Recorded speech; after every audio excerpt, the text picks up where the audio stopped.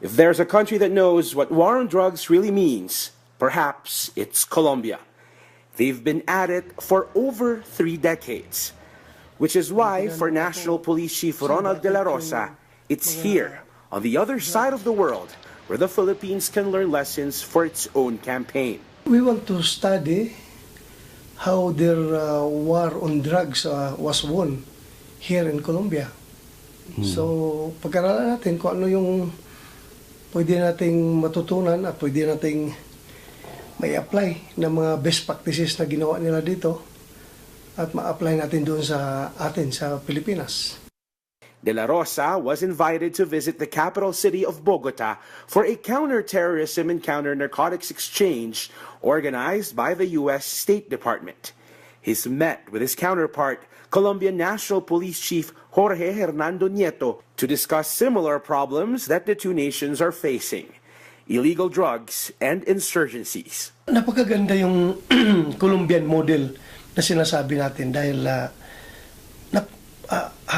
napaka-glaring yung similarity sa nangyayari sa atin sa Pilipinas. They have been there, they have done that, and they were successful. Itong Colombian government.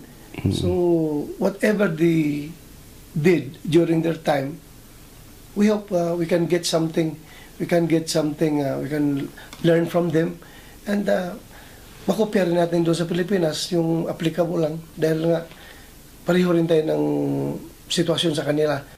For De La Rosa, Colombia has won the war.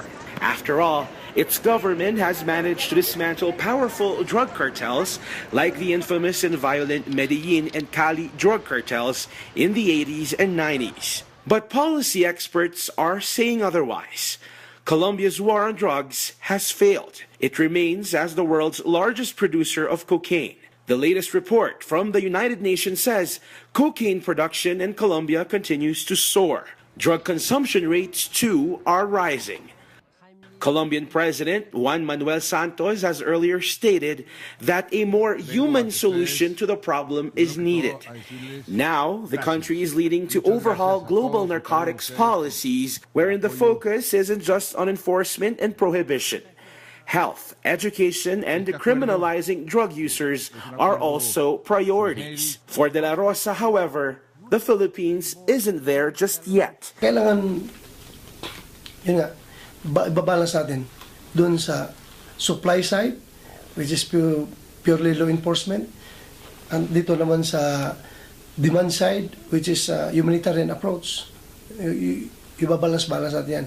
But right now, since andyan pa yung machinery, nandiyan pa yung organisasyon ng mga organized drug syndicates ng Pilipinas, kailangan gibain muna natin yon. De La Rosa says they are continuing with the status quo, with President Rodrigo Duterte declaring a 6-month extension on a self-imposed deadline on the war on drugs. Tuloy-tuloy pa rin. The frequency, the intensity, the magnitude of our campaign will still be the same. Kaya nga, binigyan tayo ng extension na another 6 months para matapos talaga ito. So, paano natin matapos kung mag-slow down tayo?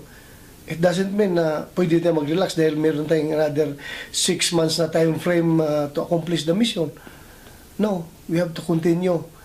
The rate, the intensity, the momentum, lahat-lahat ng ginagawa natin ngayon, pagpatuloy natin. For now, the country's top cop says he's keen on learning more from Colombia. Yet the outcome of Colombia's own war suggests the greatest lesson is that enforcement is not the silver bullet. Jeff Canoy, ABS-CBN News, Bogota, Colombia.